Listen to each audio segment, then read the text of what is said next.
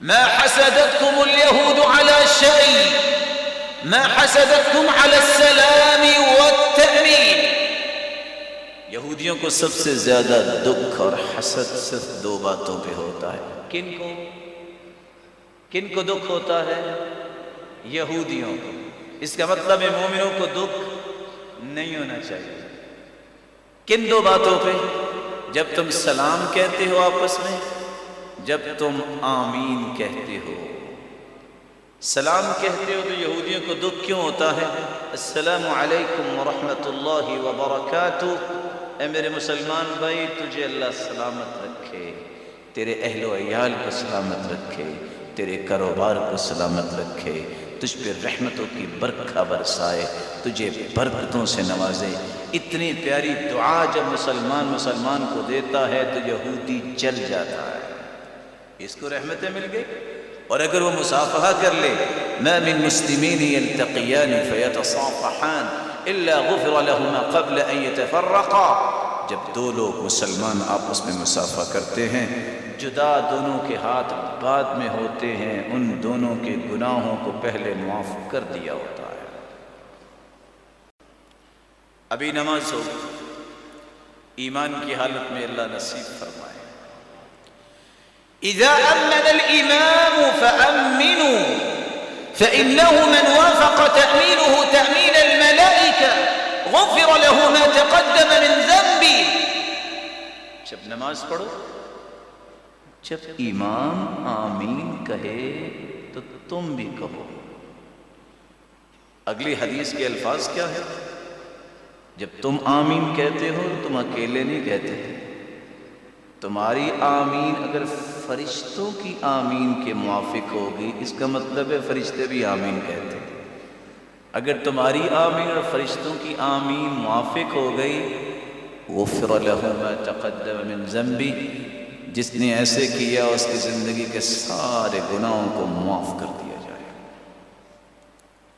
یہاں دو باتوں کے لیے رکیے. آمین اللہ کے رسول صلی اللہ علیہ وسلم کیسے کہتے؟ رفع بها صوته، مد بها صوته. آپ آمین کہتے ہوئے آواز کو بلند کرتے، آواز کو لمبا کرتے. دو روایتیں. تیسری روایت، حتی ان لمسجد رسول اللہ صلی اللہ علیہ وسلم للجہ. صحابہ کرام آمین اس طرح بلند کہتے کہ اللہ کے رسول صلی اللہ علیہ وسلم کی مسجد گونج اٹھتی. اور یہاں ایک بات سمجھنے کے لائق ہے، گونج اور شور میں فرق ہے.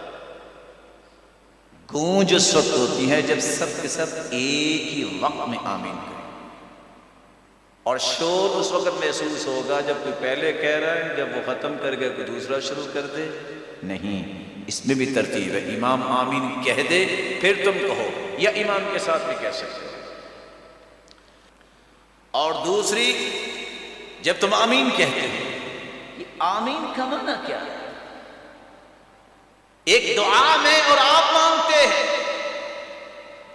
اور اگر ایک منہجی مسلمان ہے روزانہ 50 سے 60 مرتبہ یہ دعا مانگتا ہے، سب سوچ میں پڑ جائیں گے 50 مرتبہ کیسے، 60 مرتبہ کیسے.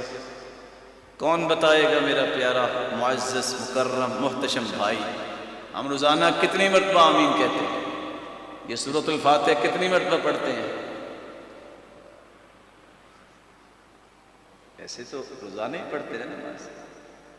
17 فرائض، 2 فجر کے، 4 ظہر کے، 4 عصر کے، 3 مغرب اور 4 عشاء کے. 17. 12 وہ رکھتے جو ہم ما من عبد، جو انسان 24 گھنٹوں میں، فی یوم و لیلہ، دن رات میں 12 رکعتیں پڑھ لیتا ہے. 2 فجر سے پہلے، 4 ظہر سے پہلے، 2 ظہر کے بعد، 2 مغرب کے بعد، 2 عشاء کے بعد 12 رکعتیں پڑھ لیتا، اس کا جنت میں گھر بنا دیا جاتا ہے. 17 اور 12 کتنے ہوں گے؟ جی، گنتی کا 8 گھنٹہ لگتا ہے، نہیں زیادہ یاد، 15 منٹ لگیں گے. 8 رکعتیں تہجد کی، نہیں سحری کو اٹھ سکتے، عشاء کے ساتھ پڑھ لو، درمیان رات میں پڑھ لو. اور اگر کہنا ہے کہ تہجد کے وقت اٹھنا ہے نیت کر کے سو جو نہیں اٹھ سکے صبح سے لے کے ظہر تک پڑھ لو اللہ تہجد ہی لکھتے ہیں صحیح مسلم کی روایت ہے 8 رکھتے وہ اور 3 رکھتے وتر کتنی ہوگی بھائی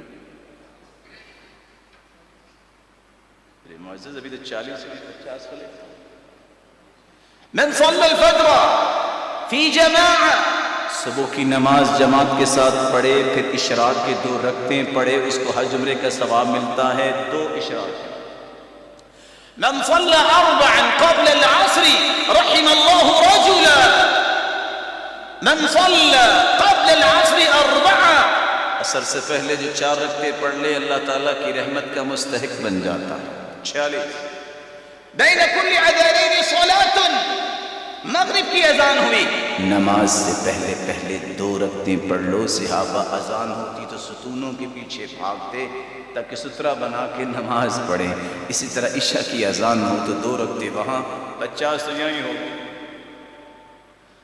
اور اگر چاشت کے 2 4 6 8 سید ام ہانی رضی اللہ تعالی عنہا کے گھر میں اللہ کے رسول نے 8 رکعتیں پڑھی میں کہتا ہوں 4 ہی پڑھ لو حدیث کہتی ہے جو 4 صبح کے وقت رکعتیں پڑھ لے اللہ فرماتے ہیں میرے بندے دن کے شروع میں 4 تم پڑھ لو بقیہ دن میں تجھے کافی ہو جاؤں اور اگر 2 پڑھ لو تو 360 جوڑوں کا صدقہ ادا ہو جائے گا امیر ترین انسان بھی 360 جوڑوں کا صدقہ روزانہ ادا کیسے کرتا ہے بچپن سے لے کے موت تک لیکن 2 رکعتیں اگر چاشت کی ضحیٰ کی پڑھ لے تو اس کے ان جوڑوں کا صدقہ ادا ہو جاتا ہے 56 اور اگر 2 رکعتیں رسول اللہ صلی اللہ علیہ وسلم کی سکھائی ہوئی سیدنا بلال کو ما توضأت الا وصليت عنده ركعتين بلال میں جنت میں گیا اور آگے آگے تیرے چلنے کی آہٹ سنائی دی وہ کیا عمل کرتے ہو کہ اللہ کے رسول آپ نے سکھایا میں ہر وقت باوضو رہتا ہوں جب بے وضو ہوتا ہوں تو وضو کر لیتا ہوں جب وضو کرتا ہوں تو 2 رکعتیں پڑھ لیتا ہوں چلتے زمین پہ ہیں قدموں کی آہٹ جنت میں سنائی دیتی صلاۃ الحاجہ صلاۃ التوبہ گناہ مجھ سے بھی ہوتے ہیں آپ سے بھی ہو سکتا ہے ہوتے ہوں جو شخص اچھا وضو کرے 2 رکعتیں پڑھ لے صرف اللہ کی طرف توجہ ہو لا یسہو فیہما اس میں کوئی اور سوچ نہ سوچے لا یحدث فیہما نفسہ دوسری حدیث میں آتا ہے دل سے بات کوئی نہ کرے رب سے ہم کلام ہو ایک تو اللہ سارے گناہوں کو معاف کر دیں گے یہ کبھی توبہ کے کبھی صلاۃ الحاجہ کو ضرورت ہے تو 2 رکعتیں پڑھ کے دعا بھی کرنی چاہیے اگر یہ انسان کر لے تو یہ 60 رکعتیں بن جاتی ہیں بلکہ اللہ کے رسول سفر میں جاتے تو 2 رکعتیں پڑھ کے جاتے جب لمبا سفر ہوتا واپس آتے تو پھر بھی 2 رکعتیں پڑھا کرتے تھے